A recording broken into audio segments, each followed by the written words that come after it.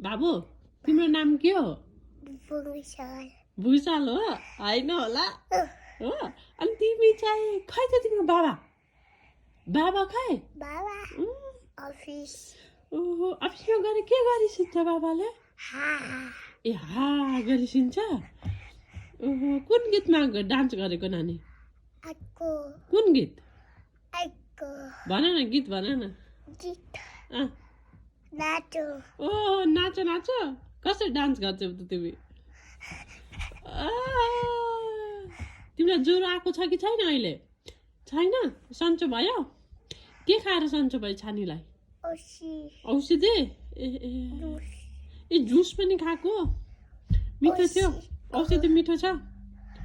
हो ए जुस कसरी खान्छ त नानीलाई जुस मनपर्छ कि माम मनपर्छ जुस माम